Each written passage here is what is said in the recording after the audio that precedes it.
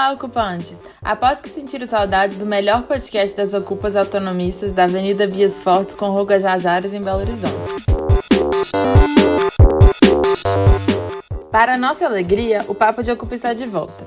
Depois de vários meses parados, estamos retomando a produção desse podcast com uma série de episódios para discutir o papel da arte na Casa Invisível, em espaços rebeldes e nos movimentos sociais. Para isso, iremos conversar com pessoas envolvidas em projetos realizados na casa ou nos movimentos da cidade, que são atravessados de alguma maneira pela arte. Nessa primeira edição, iremos conversar com Israel Campos, conhecido na cena de Belo Horizonte como Palestina.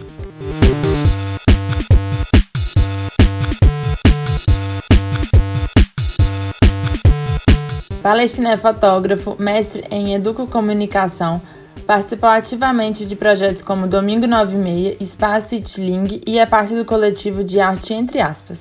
Durante as comemorações de aniversário dos 9 anos da Casa Invisível, Palestina realizou exposição fotográfica Trajetória Autonomista em Belo Horizonte, 17 anos dos movimentos libertários. Nessa conversa, a Palestina reflete sobre vários assuntos relacionados à luta social anticapitalista, sobre a arte e sobre outros movimentos sociais em Belo Horizonte.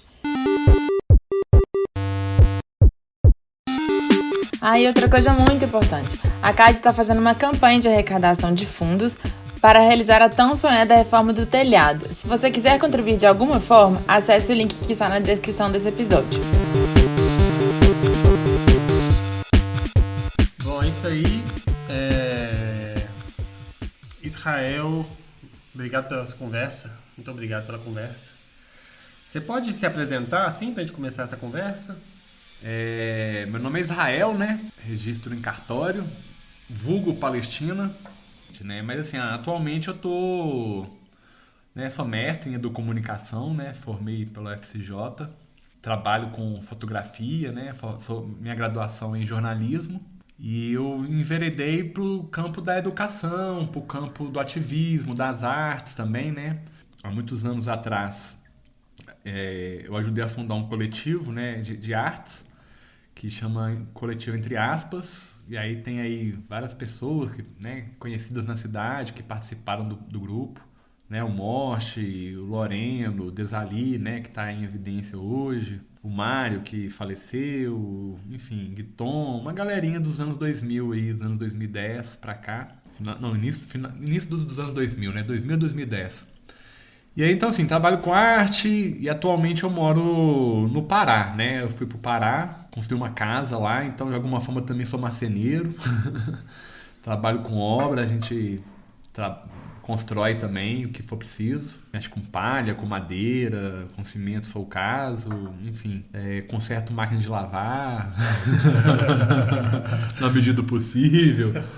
A gente vai fazendo o que pode, né? Assim, dentro daquela construção que a gente criou, né? Essa coisa do faça você mesmo. Acho que é uma cultura isso, né? É uma cultura para além do anarquismo, do punk. Acho que é uma forma de viver, né? Uma filosofia de vida, né? Vai a gente tomar um pouco mais de propriedade da nossa existência, né? Conseguir ser o mais autônomo ou o mais independente, né? Porque autônomo não dá para ser, né?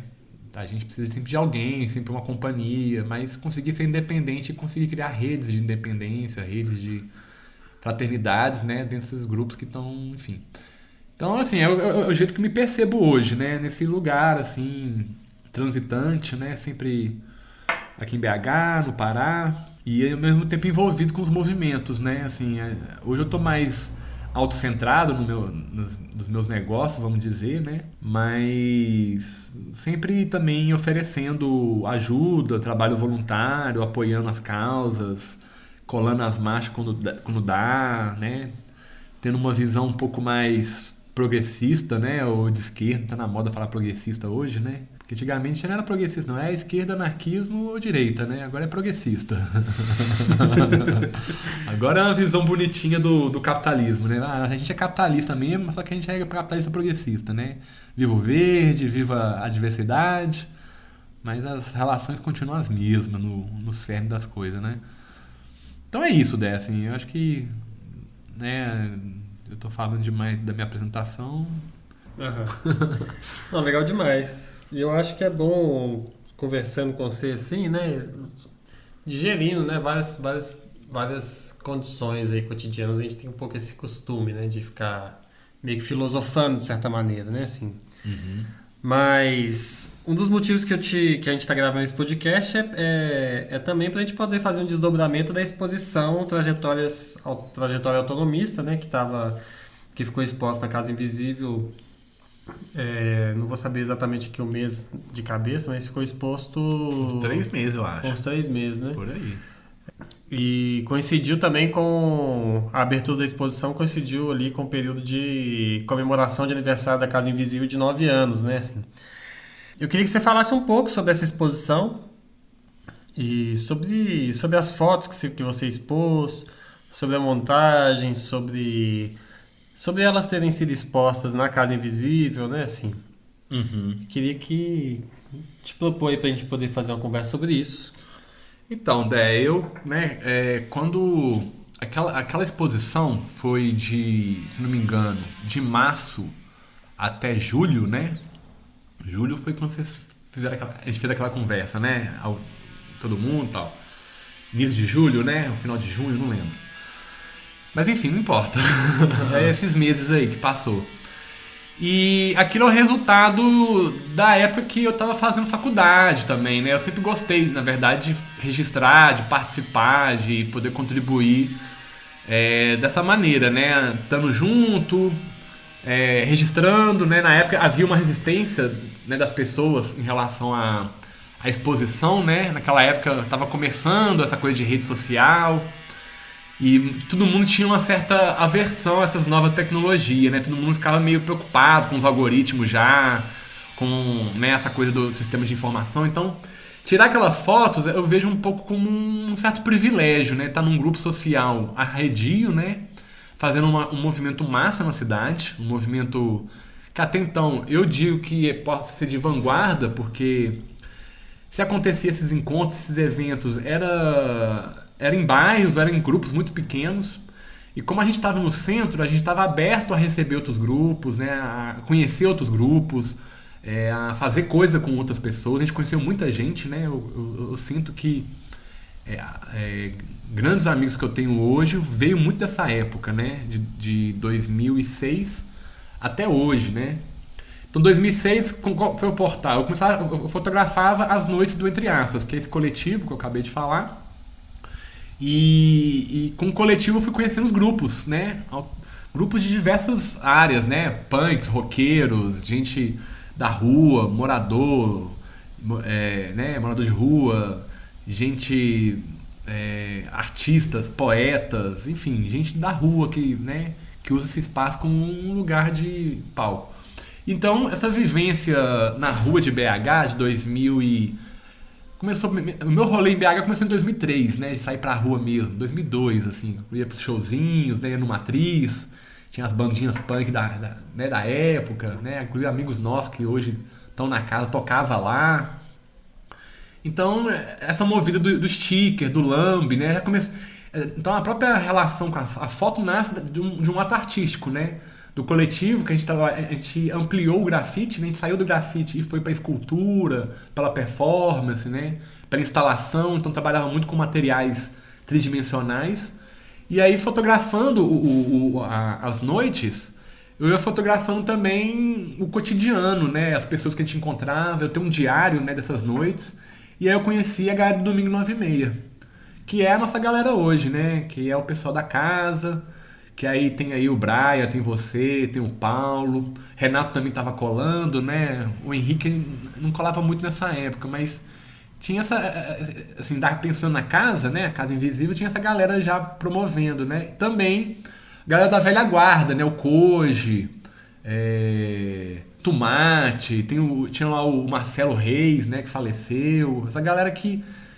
né, pensava a cidade de uma maneira um pouco mais radical, né, um pouco saindo da esquerda, assim, dessa visão massiva da esquerda, né, e uma visão até assim pessimista com o próprio ambiente de esquerda, né, que ali estava no pleno auge do Lula e ninguém estava mais com esperança que haveria, né.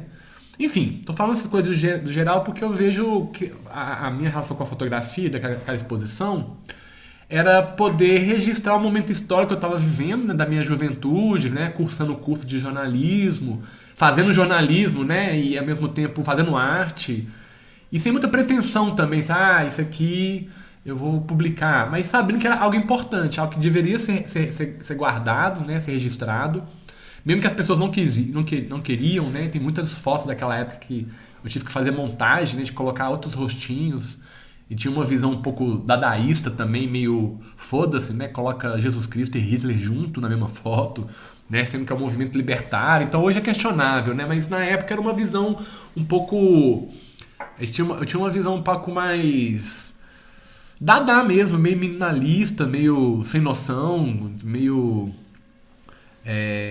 uma proposta de brincar com a realidade mesmo, né? Assim, juntar coisas opostas, porque nada faz sentido mesmo, né? O sistema que a gente vive é meio doido. Mas acho que eu não sei se eu consegui responder a pergunta, mas a relação das fotos com a casa, né? E com você também, mesmo emocionalmente falando, né? Porque, inclusive, quando... Mas sim, a relação das fotos com a casa. Tipo, que eu acho pessoalmente, né? Já vou falando da minha opinião, mas um pouco enquanto nesse bate-papo que a gente tá tendo.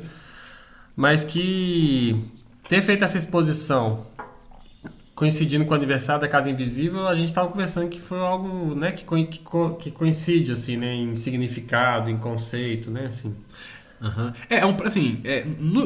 Você fala, perguntando a relação das fotos com a casa e tal, pra mim, o Dé, é um prazer, né, assim, é uma alegria de poder estar participando desse processo histórico, né, que é esse processo em que não é minhas fotos que conta a história, é o movimento, né?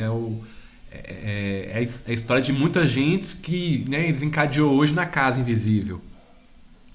E que disso, né, acho que sintetiza um pouco esse movimento de rua, esse movimento, né, de busca de autonomia, busca de reflexões para além de uma epistemologia, se é esquerda ou direita, sabe? Mas para ver entre essas coisas, né? Assim, então, assim, a questão dos 9 anos da casa, eu fico feliz por poder sintetizar todo o processo que aconteceu, né, dos anos, né, 2002 para cá, né, eu fui registrando e vivendo isso, mas também sabendo que a gente é parte de um processo, de uma tradição, né, que havia pessoas mais velhas do que a gente que já pensavam um mundo mais libertário, né, numa perspectiva mais anarquista, mas que a gente de alguma forma bebeu, né, a gente vê o coletivo Cisma, o Carnaval Revolução, né, que mexeu muito com a galera da época. E então, assim, é uma alegria poder trazer um processo que não é só meu, mas de todos que estão na casa, e desembocar numa exposição de 9 anos da casa, mas que a casa representa toda uma tradição de décadas, né? Não só a nossa geração, mas também de poder trazer o pessoal antigo lá, o Josima, né, a Andressa, né, o Ian, que são uma galera um pouco mais velha do que a gente, e que também, né, no final dos anos 90 estava discutindo o que a gente discute hoje, alguma, né, permacultura, veganismo, né, questão a relação contra o fascismo, a relação contra a xenofobia, homofobia, essas questões todas que hoje estão em pautas, né? Hoje são bandeiras de todo. Hoje todo mundo carrega essa bandeira, mas naquela época não se discutia isso profundamente, né? Então a gente é parte da tradição de ver o que grande parte da população não estava discutindo, né? Claro que as pessoas discutiam, mas não havia isso em pauta na grande mídia, no mainstream, né? Era quase como uma literatura de jovens undergrounds mesmo, de jovens que estavam dispostos a discutir coisas que hoje são pautas fundamentais para o mundo que a gente está vivendo, essa crise global, crise principalmente moral, porque não é só global e ambiental, é uma crise moral, né? Que naquela época a gente já estava abrindo para discutir. E hoje as pessoas não estão discutindo, né? Você vê uma Greta, né? Aquela menina de 16 anos, quer dizer, hoje virou uma pauta internacional, mas antes havia essas discussões, né? Assim também como eu acho que o movimento da Casa Invisível é um movimento pós-movimento hippie, pós-movimento beatniks, pós-movimento do jazz, pós-movimento de pessoas que saíam um pouco do status quo, né?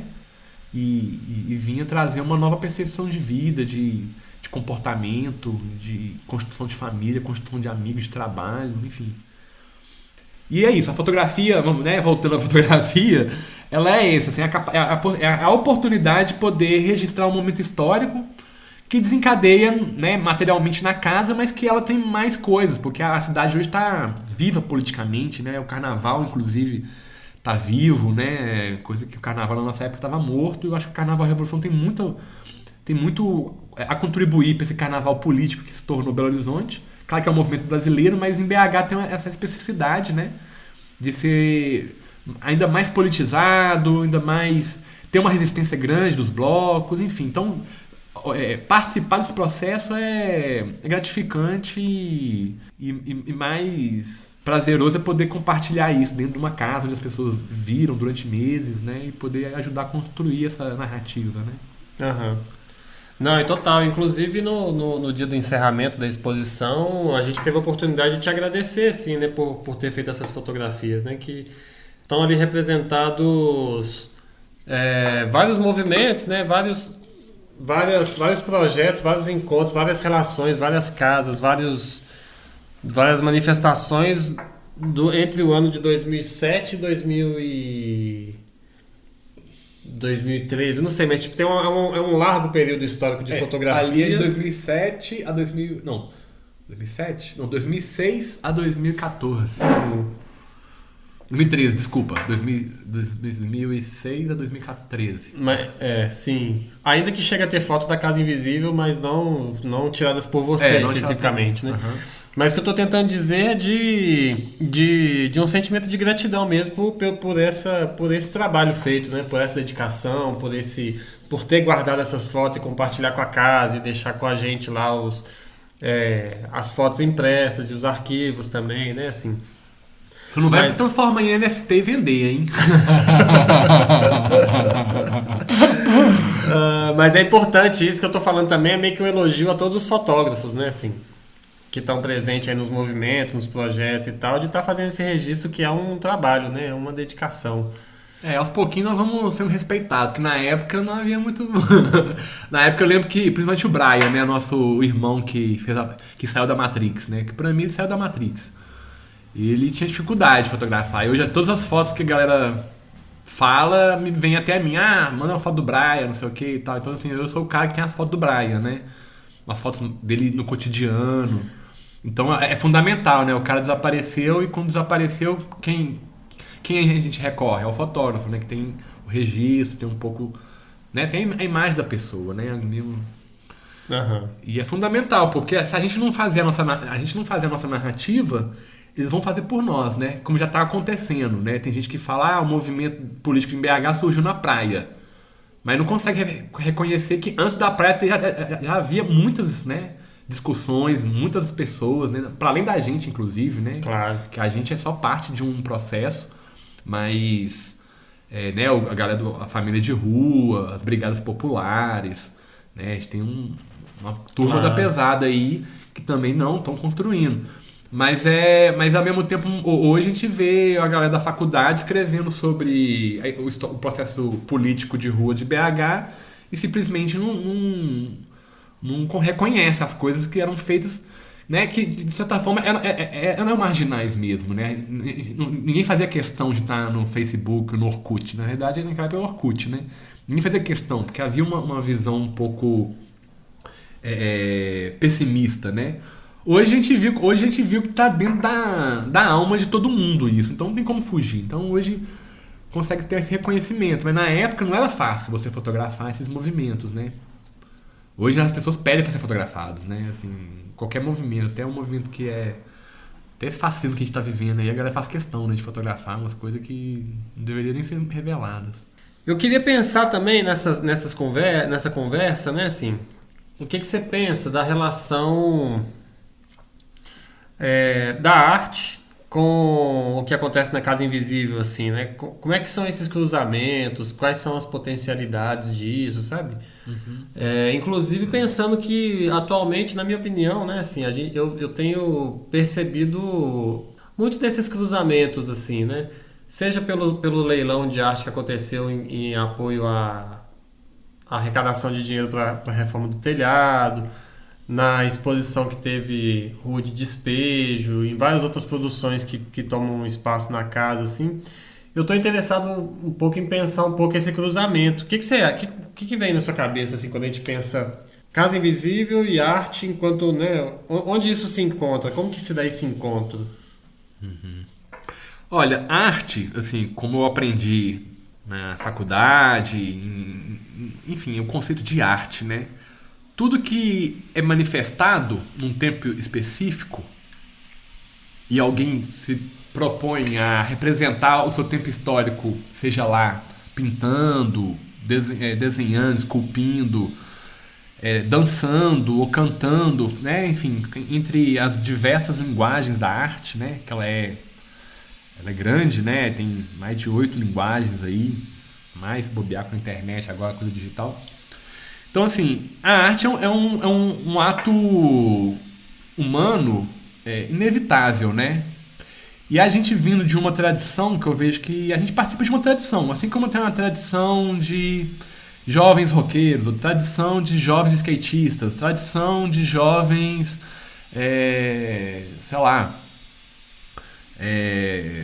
coxinhas, né? Tradição de coxinhas, de jovens pleibas, tradição de jovens que têm carro, tradição... Não sei. Eu acho que dentro da política, assim, pensando para além da esquerda e direita, tem esses movimentos alternativos, né? Que talvez nos anos 60 tinha aí os hippies, né? Ou a galera, sei lá, os beatniks dos anos 50...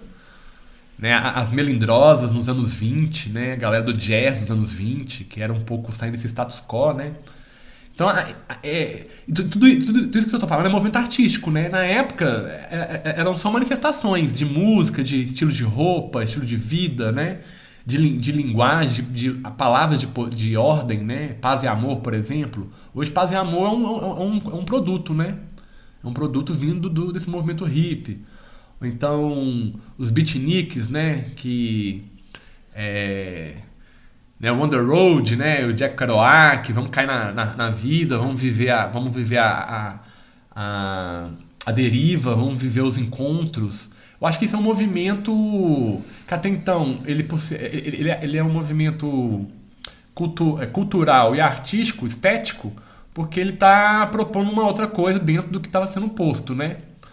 E o movimento da casa acho que não é muito diferente, né? Eu lembro que na época dos anos 2000, assim, no início dos anos 2000, ficava muito na cara, a gente é contra a cultura, a gente é anti-arte. Mas assim, é querer reinventar a roda, porque sendo anticultura e anti-arte, a gente é cultura e arte, né? Assim, hoje, com uma visão que eu percebo, né? Eu acho que eu diria muito mais, é uma anti-cultura capitalista ou anti-arte mercadológica, né? Eu acho que é muito mais voltado para isso, mas falar anti-arte, porque só de você estar falando que é anti-arte já é um produto estético, né? Já é um produto também, já que nós somos inseridos dentro de um contexto capitalista, né? Principalmente um movimento urbano, que é mais capitalista ainda, né? Eu vejo essa minha ida para a floresta um pouco de viver um pouco menos capitalista, né? Mais conectado a coisas da terra, enfim. E aí na casa eu vejo essa relação, sabe? Ideia de... a casa em si, né? Ela tem um processo estético, né? A gente discute muito isso, né? Como é que é esse processo estético, né? Ele a gente tá até pensando, ele tá mais europeu, agora ele tá menos europeu, tem que ser mais brasileiro, né? Igual a gente já conversou bastante, o movimento autônomo, misto ou anarquista, assim, sempre uma pegada meio preta, meio somos cabulosos, somos soturnos, somos... né? Tem essa estética. Mas preta não relacionada à negritude, né? Assim. Não, preto no sentido da cor da bandeira, o preto e vermelho, né?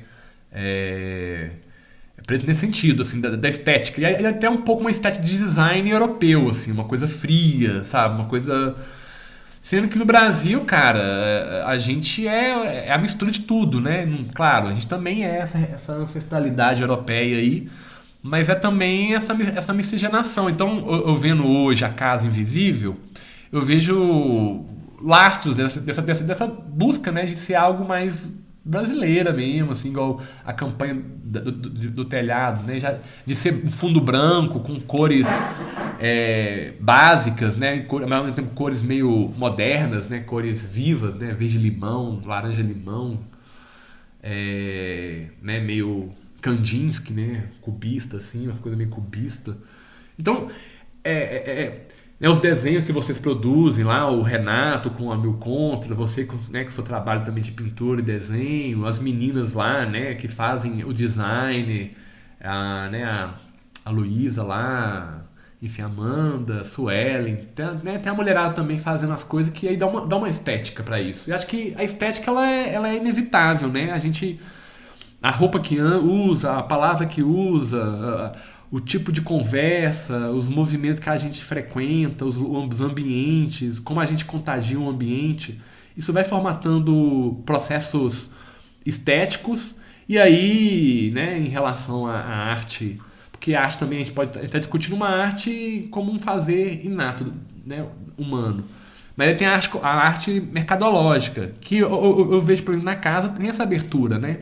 Porque também a gente precisa de fazer grana, então vai se abrir para essa arte mercadológica para valorizar o que está sendo produzido e também para né, captar recurso, conseguir dar vazão ao sonho, né, coletivo, que é construir, que é investir, né? E aí não dá mais para ser nos anos 2000, que a gente era tudo mais novo, não tinha um certo compromisso, né, de pagar conta, acho que a vida adulta não tinha batido na porta de fato, né? Inclusive muitos, a maioria, né, vivia com o pai e a mãe e quando saiu de casa juntou a um coletivo e, né, teve a casa somática, teve a casa dos Pereira, mas era um grupo de jovens assim, com certos privilégios também, né, que a gente discute muito isso hoje. E aí acaba tendo uma estética, né, a partir disso, né? De autorreflexão também, né? Falando da Europa, assim, às vezes, de alguma forma, a gente acaba reproduzindo um pouco essa estética europeia. Eu acho que o exercício é isso, é decolonizar também o próprio anarquismo, né? Aqui no Brasil, a nossa relação de como é que a gente percebe, né, o autonomismo, assim. Então, particularmente para mim, assim, eu vejo esse movimento de, não é só ocupar, mas é ocupar e viver, e ocupar e criar novos signos, novos símbolos, né? Para uma geração que vai vir, né, naturalmente. Uhum. E acho que a gente tem que só passar o bastão também, assim, no sentido de que, né, a gente fez parte de um processo histórico, a gente parte de um processo histórico da cidade, às vezes menos ou com mais visibilidade, né, tem grupos com mais, outros menos, mas aí estamos aí, né, criando a narrativa e a fotografia, né, é parte disso, assim, é parte desse processo de registrar, mostrar quem tava lá, como é que era. Não sei se ficou vago, mas que a gente vai tentando falar um pouco de tudo. Eu sou um pouco prolixo para falar das coisas, mas é essa relação, né, da arte, da casa e como é que a gente cria naturalmente essas estéticas, né? E você acha que assim, que o fazer da casa, que de certa forma a maneira como a casa funciona, isso falando um pouco de arte, né? Que a maneira como a casa funciona, os temas que ela trabalha, a maneira como ela se formata, a maneira como as relações se dão, você acha que de alguma maneira isso contribui com a arte, né? Que isso de alguma forma afeta a arte, a maneira como a arte é feita, os temas que ela trabalha, mesmo não só arte enquanto uma palavra geral assim, mas mesmo o universo de galerias, de uma arte oficial, você acha que esse universo oficial da arte é afetado talvez pelo fazer artístico pelo fazer da casa cotidiano?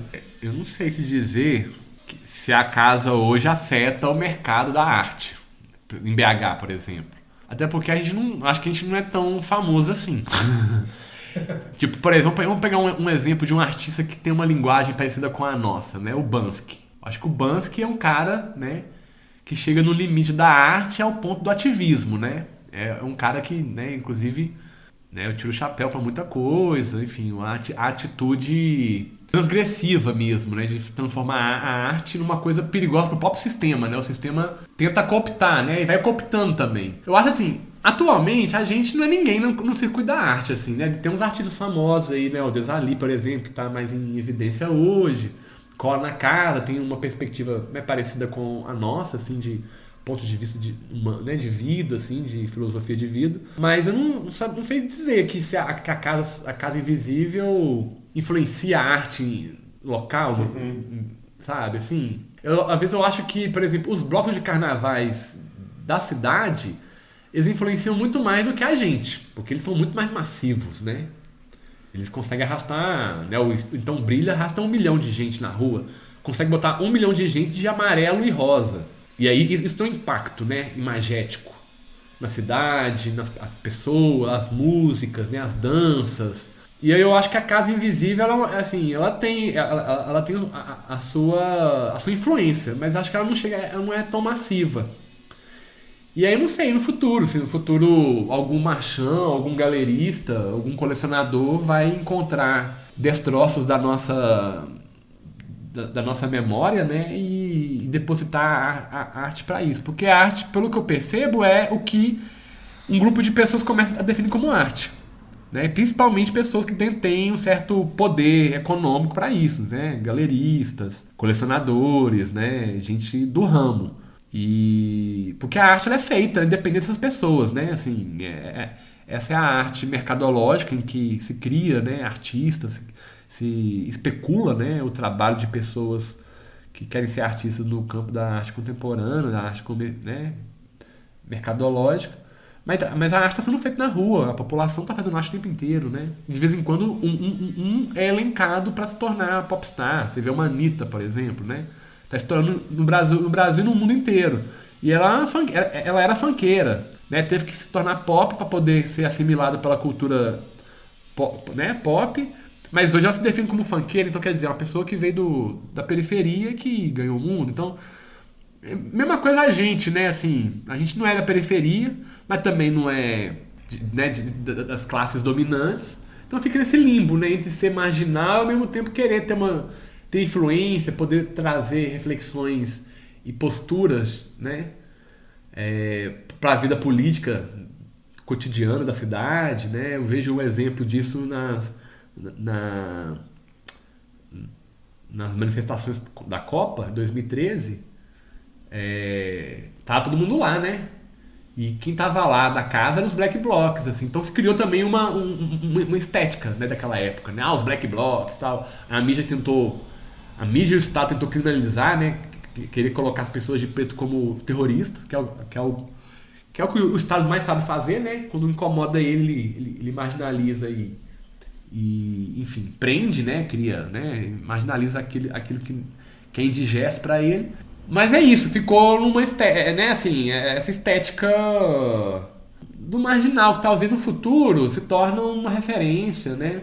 Não sei, acho que é uma discussão que a gente tem que esperar para ver também o que vai desenrolar isso, né?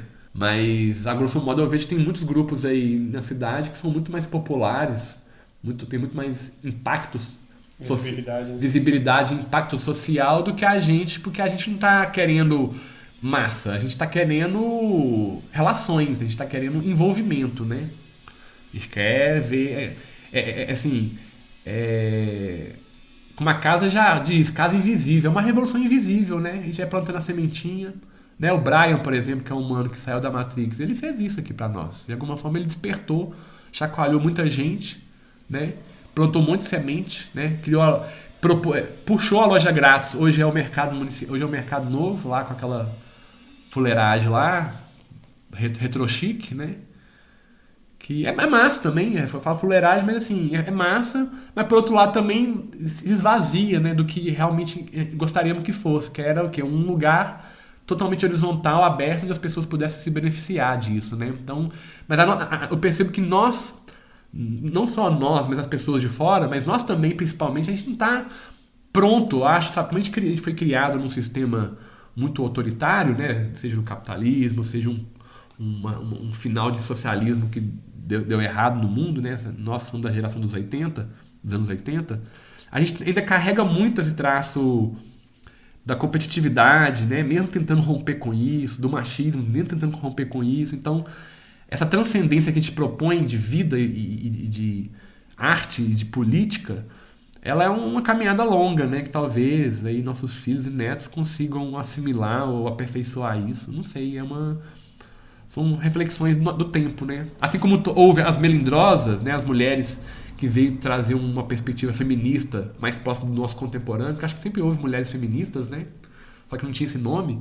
E nos anos 20, né? Há 100 anos atrás, veio um movimento de mulheres na Europa, não só na França, né? Mas em vários lugares do mundo, de que as mulheres também deveriam ter o mesmo direito, já que as mulheres estavam na cidade, trabalhando, né?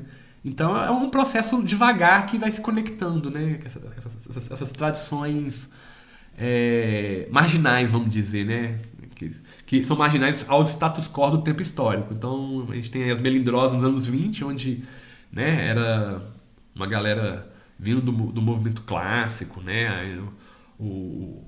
A apoteose do tecnicismo, né? Da ciência como resolução de tudo, e o homem também, né, sendo esse portador desse conhecimento. E a gente vê um movimento feminista questionando isso, né, movimento também, principalmente LGBT, né, veio muito forte aí dos anos 60, né, que a gente tiver liberdade sexual, então muita gente se começou a se reconhecer como homossexual. Essas coisas mexem muito com o status quo do sistema que a gente conhece, que é homem, branco, né, heterossexual, enfim. Pois é, o nosso papo ele vai, eu tô focando um pouco, né, no tema da arte assim, que faz voltar um pouco para um eixo da discussão, porque é um pouco minha intenção também fazer uma discussão sobre arte Casa Invisível com várias outras pessoas, né, e vamos lançando aí outros números, outras gravações, outras conversas aí. E aí eu tenho algumas perguntas, né, pensadas aqui para fazer, eu vou fazer elas, mas a gente vai conversando assim, tô falando isso só para... Porque parece que eu vou puxando para fora do assunto que você tá falando, mas não é um pouco a intenção que eu tenho. Assim. Puxa para assunto, porque senão eu vou abrir um leque e daqui a pouco a gente tá falando de futebol. Exatamente. Mas, pois é, uma pergunta que eu faria ainda pensando nessa coisa da arte se para habitar a Casa Invisível a arte tem que se adaptar de alguma maneira. Essa pergunta, assim, pra mim é meio estranha, porque eu não moro lá na casa, né? Apesar de ter muita afinidade, intimidade com vocês, né? Me sentir pertencente, né? Eu me sinto pertencente da casa, eu sinto que a casa é parte do meu sonho também, né? Uhum. Repete, pra entender... Se pra arte habitar um espaço igual a Casa Invisível, ou a Casa Invisível, ou algum espaço rebelde, se ela tem que se adaptar de alguma maneira. É uma pergunta meio filosófica, assim, mas é meio pra gente devagar mesmo. Entendi. Como eu tinha falado antes, eu acredito que a arte é inata, né? Assim, a arte é inata. Juntou duas pessoas, falou da realidade e trouxe às vezes, para falar dessa realidade, instrumentos ou ferramentas para trazer um pouco de significados, né? Pictorizar ou trazer uma fantasiação de qualquer coisa, é inato isso, né? Então eu não consigo identificar na Casa Invisível uma arte específica, né? Assim, na Casa Invisível se faz arte libertária, até porque isso é ruim também, né? Assim, a gente vai querer classificar o seu trabalho, o trabalho do Renato, né? O estilo de desenho, o estilo de escrita, o estilo de publicação, com certeza é arte no seu nível ali de manifestação de tempo histórico, com a sua relevância e sua importância. Mas pensar que a arte tem que se adaptar, não sei, adaptar para quem? Né? Assim, adaptar para a grande linguagem do público? Então vamos se tornar mais pop, para a gente ser mais ouvido ou ser mais notado pela grande mídia? Ou então manter do jeito que está e entende quem entender? Ou chega quem tem afinidade com essa perspectiva de visão de mundo, de filosofia de vida? Então, assim, é a pergunta que eu faço para vocês também, porque é uma pergunta que não tem resposta, né? Mas são perguntas que me fazem pensar que o que está ali está sendo, o que está sendo produzido ali, talvez no futuro possa servir de material para uma análise, para uma perspectiva de ver como é que nós estamos vivendo esse tempo histórico agora. E de repente pode entrar na moda isso, e aí de repente, poxa, as coisas que a gente produziu é arte, né? É arte oficial, como você falou, né? E aí, sei lá, um textinho que você escreveu lá virou um poema na galeria, ou então uma ilustração que você fez vai se tornar uma coisa artística porque isso representa um tempo histórico que faz sentido com a nossa humanidade. É difícil, não nos cabe. Quer dizer, nos cabe querer exigir que a nossa narrativa, a nossa forma de expressão, seja escrita na música, na imagem, ou nos vídeos, né, seja levada a ponto de que, olha, isso aqui bagulho é sério, a gente está discutindo coisas fundamentais para a gente pensar a nossa transcendência, né? Porque é transcendente, né? Querer ter uma vida além do que o sistema nos coloca como oferta, né? Mas claro, e tem contradições a partir disso também, porque aí a gente coloca uma transcendência, né? Uma utopia dentro né? Igual aquele desenho que você fez da casa com um monte de animais, a casa assim, né? A casa invisível aberta por animais, naquele quadrinho, né, que você desenhou, aquela ilustração. Aquele é uma utopia, né? Os animais livres, a casa ocupada, muito mato em torno dela. E é uma forma de ver a vida hoje, né? No futuro pode ser romântico, pode ser, a galera naquela época pensava sobre isso, idealizava isso, mas hoje aconteceu completamente diferente, né? Enfim, é difícil dizer, né? Igual, por exemplo, hoje tem o movimento hippie, assim, eu gosto muito de ver o movimento hippie como um produto do capitalismo, né? E pode se tornar isso também, às vezes existe esse questionamento, né?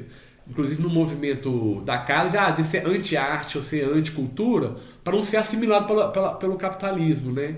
Então não há necessidade também de querer ser visto, de querer ser reconhecido historicamente, porque nós estamos se fudendo para isso, né? Mas no fundo também a gente quer deixar a nossa marca. Então eu acho que é o próprio sistema mesmo, assim, a gente é parte disso, a gente é a contradição, né? Produzindo novas linguagens, não fazendo questão de que essas novas linguagens sejam cooptadas como um produto, mas ao mesmo tempo pode ser, como se tornou, sei lá, o movimento punk nos anos 90, final dos anos 90 para os anos 2000, era massa ser punk, né? Inclusive naquela época muita gente tava de visu, né? Hoje você quase não vê. Hoje, na verdade, ser roqueiro tá falando. Antigamente o rock era uma cultura de libertação, né? O Elvis Presley rebolando, aquela guitarrista lá, aquela nega que criou o rock, né? Que tocava em igreja, começou a fazer um solo, quer dizer, assim como o jazz, enfim, assim como as músicas ocidentais aí que nos fizeram a cabeça. Hoje é a mesma coisa com o rap, né? O rap hoje é vanguarda, é libertador. Então as pessoas hoje estão mais no visu de rap e tal, mas naquela época era o visu mais do rock. E passou, de repente no futuro, ser do rap é ser quadradão, também é ser machista, porque às vezes o rap acaba tocando esses lugares, né? Assim, apesar que o rap hoje está bem evoluído, mas ainda está preso a condições, assim, às vezes de fetiche, né? A gente vê muito isso no rap, uma relação da galera da periferia querer ser rico, porque o sistema cria esse fetiche, né? E no futuro, de repente, pode ser o sertanejo que vai ser transgressor. Já parou pra pensar nisso? Que no futuro, tá, de repente, no futuro utópico, tudo vai ser politicamente correto.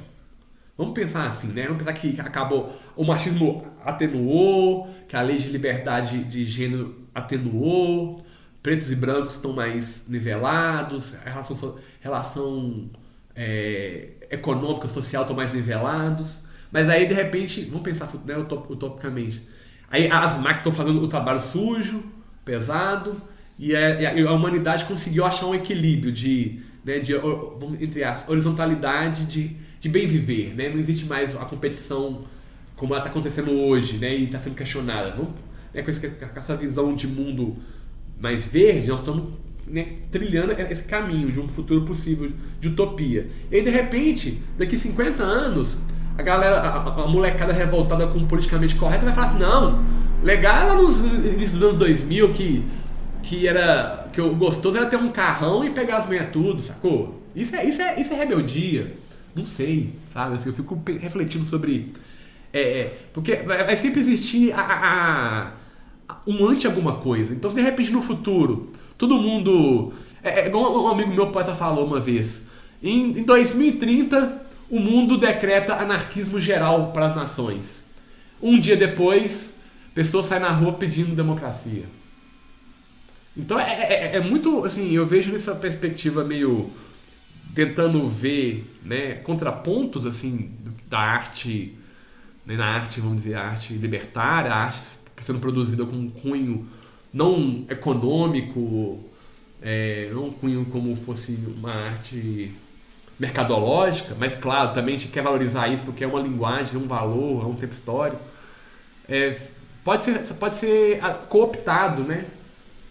Igual essa estética bolsonarista que a gente está vendo, uma estética que ela é meio... Inclusive tem uma discussão aí, nos anos 2000 surgiu uma onda Vaporwave. Já falo de Vaporwave? Não.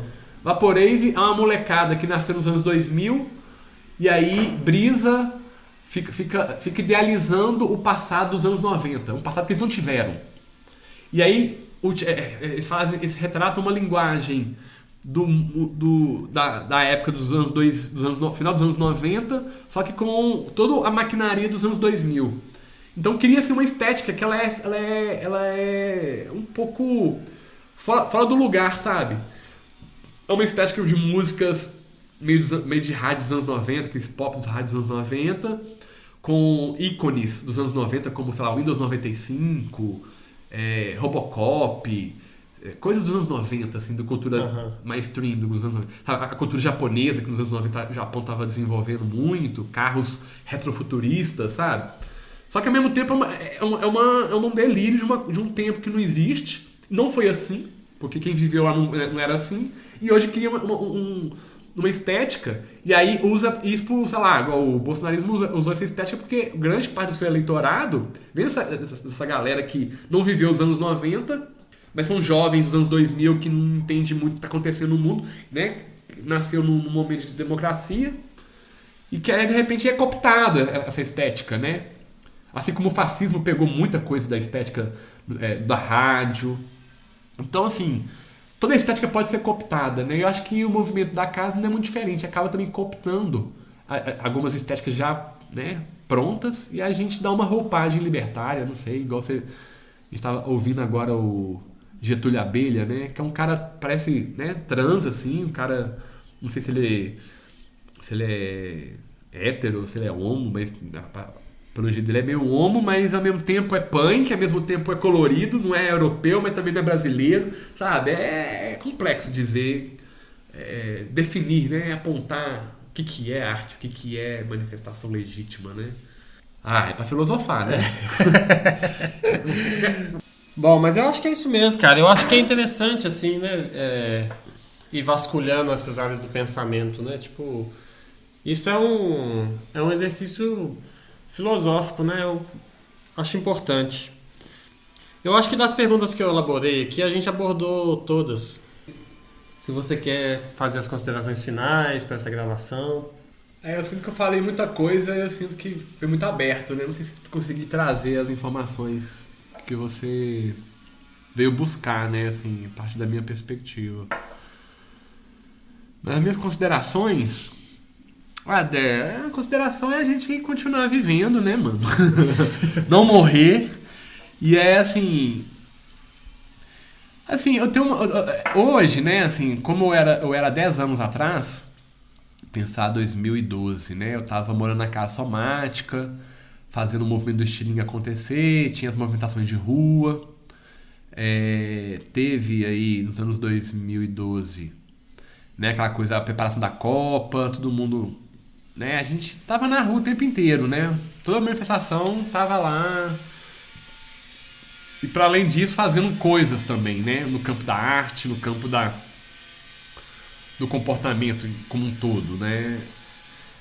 hoje eu vejo que o sistema, né, que a gente faz tanta crítica, né, faz tanto apontamento, né, ele vai morder o próprio rabo, porque eu acho que o nosso modelo de vida ele é esquizofrênico, ele não faz sentido, né? Então, assim, ao mesmo tempo que não faz sentido, a nossa posição também dentro desse sistema, igual a gente propõe ser autônomo, ser coletivo e ser mais aberto, mais transparente e evitar as relações de poder um com o outro, evitar o machismo, evitar o racismo, evitar todas as coisas que a gente tem, né, parte de bandeiras. Mas ao mesmo tempo não é... Tá todo mundo discutindo isso, mas ninguém tá ileso a passar por isso, né? Todo mundo tá suscetível a escorregar naquilo que fala. Então uma coisa que eu fico muito assim hoje mais cauteloso em ser radical, né? Que a nossa cultura é radical, assim. Eu acho que o radicalismo ele tem seu ponto importante para trazer a reflexão e a ruptura de um modelo de pensar e viver, mas também a gente não pode dar um tiro no próprio pé, porque a gente é o processo histórico que está acontecendo. Então você vê aí, né? Nos anos 2000 ficava aquela discussão sobre fascismo, neonazista, punk, anarcopunk, e aí a treta entre neonazistas e anarcopunks na cidade. Como eu não era da briga, não era de querer tretar com os outros, o que eu queria mesmo era curtir um som, ver a galera, discutir ideias, né? Arrumar um namoro. Essa era a minha pegada, né? Não era tanto do visu, apesar de ter as reflexões anarcopunk, eu não tinha a necessidade de querer ter o visu anarcopunk. Pra mim, eu queria ser menos visu, né? E ser mais o que dizia. E eu acho que hoje, né, depois de 10 anos, né, já numa fase adulta, eu consigo ser um pouco aquilo que eu pregava, né? Que é uma vida mais longe, mais natural, buscando ser mais autônomo nos meus corres, né? Então sou microempreendedor, né? Tenho meu MEI, como quase todo mundo no Brasil, né? Ou é MEI ou é Uber. E aí, assim, a gente vai tentando viver aquilo que pregava, né? Claro, com diversas e às vezes com quase todas as contradições do mundo, né? E eu acho que a Casa Invisível tem esse desafio, né? De viver e trazer aquilo que defende e se reinventando, porque, né? Às vezes a gente acaba sendo aquilo que é contra. E eu acho que no movimento anarquista da época, eu via muita gente assim, por exemplo, eu achava que o anarcopunk nos anos 2000 era meio aquilo que era contra, que era o quê? Era um monte de jovem com visu violento, né? Apesar de ser tudo um doce de coco, os anarcopunk com um monte de arrebite, cabelo arrepiado e garrafa de cachaça na mão, muito louco e querendo, e com sangue nos olhos. Quando você ia conviver com essa galera, era tudo um doce de coco, né? E maioria, não vou falar todos, mas tinha gente da periferia, mas a maioria com privilégios também, né? De classe média, pá. Tinha acesso a bens culturais diferentes da classe, né, mais periférica, que tende a ser mais de esquerda. E aí, assim, com aquele excesso de que, vamos pegar os neofascistas, hoje a gente vê, poxa, por que a gente não pegou mais, né? Porque os caras estão aí, né? Os caras estão aí, mano. E aí estão aí institucionalizados, mas estão aí, mas nem a galera da nossa idade. É uma velharia que não passou por um processo histórico. O Brasil não... Diferente, por exemplo, vamos dizer, da Alemanha, que passou por um fascismo, né? E os caras realmente sentiram na pele, né? O país destruído, né? O nazismo levou a Alemanha para destruição. E hoje os caras morrem de vergonha disso. Mas diferente da gente, os caras estão fazendo um meia-culpa, né? Eles estão... eles não esquecem a história deles e não passam pano também. Eles tentaram, né? Recorrer aos nazistas, tentaram prender alguns aí, enfim. O Brasil não tem essa história. O Brasil, na verdade, é uma história de tragédia atrás de outra tragédia. Não tem vitória no país. Então, esse tipo de movimento invisível é um movimento de uma vitória a médio, mas a longo prazo, porque você vê hoje a cidade toda ativa, eu vejo muito semelhante do Brian nisso. Sabe? Principalmente do Brian, porque o Brian acho que era mais radical do que a gente ainda tinha né, o apoio da família, tava estudando, tentando pegar uns trabalhos. O Brian não, o Brian largou tudo e eu vou ser fichado no movimento anarcopunk. O cara era anarcopunk de CLT, mano. O cara vivia. Não era. Quem puxava o Domingo 9h30 era ele, quem puxava a Loja Grátis era ele, quem puxava o estilingue era ele, quem puxava a bicicletada BH era ele. Claro que tinha apoio da gente, a gente colava. Mas quem tava assim, por conta, era o cara, né? Então, tinha assim, outros. Também. Mas eu entendo que você tá fazendo uma distinção a nível de radicalismo, assim, que a gente percebia nele um nível de radicalidade maior, né? Maior assim, isso. Específico. Cada um na sua radicalidade, mas eu acho que o cara largou tudo pra viver o que acreditava, dentro da cidade. E aí chegou ao ponto de sair da cidade e ir pro mato, né? Pena que saiu da Matrix. Vamos torcer pra ele voltar aí e mostrar o caminho pra gente, né? Ia ser massa fazer um episódio de podcast sobre o Brian, né? Acho que o Brian é um... O Brian do futuro pode virar até Jesus Cristo. Nós vamos ficar inventando uma historinha, vamos canonizar o cara. Fazer igual os apóstolos fizeram com Jesus. Eles não estavam nem fudendo pra Bíblia, pra religião. Aí a minha 12 figuras pegou o cara pra Cristo e inventou a Bíblia. Boto fé. E eu acho que o movimento não pode ser muito... Eu acho que assim, a Casa Invisível, ela tem dois caminhos. Hoje, assim, dentro dessa dualidade da realidade, esse mundo dual que a gente vive, né? É o caminho de crescer e transcender e movimentar mais coisas, igual a gente estava conversando ontem, né? De crescer e ocupar mais casa e chamar mais gente e virar uma coisa maior do que nossos sonhos, né? Virar um sonho coletivo, porque acho que a casa é um sonho coletivo, mas é um sonho coletivo de uma bolha.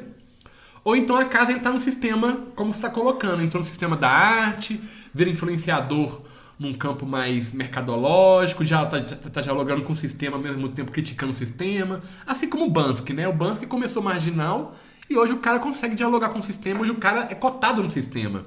Então acho que são duas perspectivas que estão andando o tempo todo juntos, e um é fantasma do outro, né? Pode ser uma coisa que vai crescer e ser invisível eternamente e a gente ser esquecido por isso, mas a gente fez parte de uma conscientização histórica, né, de um grupo social histórico, ou pode também ser esse movimento de influenciar, né, um grupo histórico, né, nesse contexto que a gente está vivendo, né, do final dos anos 90 para cá, mas ninguém nem sabe nome, enfim, como acontece, né, eu acho.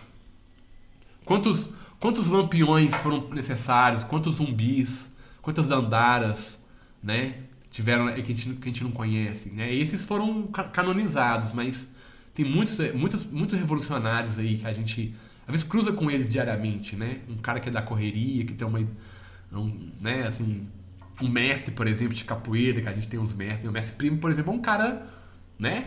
Pra mim é um cara que é do movimento libertário, mas ele não carrega a bandeira vermelha e preta, anarquismo, mas é um cara que age anarquistamente, pensar no grosso, trabalho de base, né? vivendo autonomamente do que acredita, né? É mestre no que faz, né? E transforma a sua realidade local, né? Prime e tantos outros, né? Assim, existem muitos aí também nessa mesma pegada. Sei lá, né? Eu tentando trazer essa informação dentro da minha realidade, né? Alexandre, muito obrigado. Valeu aí pelo papo. É nóis. Não sei se eu falei muita merda, mas eu acho importante a gente conversar aqui, porque na nossa época a gente era mais novo, nossa época não, porque na nossa época ainda é a nossa época. Mas quando a gente era um pouco mais novo, a gente era um pouco inocente em relação a deixar bem documentado o que a gente está propondo para a vida, né? E a gente também não tem certeza de nada, a gente só quer experimentar, né? Assim como vários jovens vêm com indagações do seu tempo, né? Legítimo, alguns contraditórios, outros, né, fazendo sentido, igual você vê a molecada hoje, você vê a Greta Thunberg, qual é o nome dela? Greta... Vamos ver aqui. Enfim, a Greta, aquela menina lá europeia, né? Inclusive ela só conseguiu fazer o que ela conseguiu porque ela é europeia. Thunberg, né?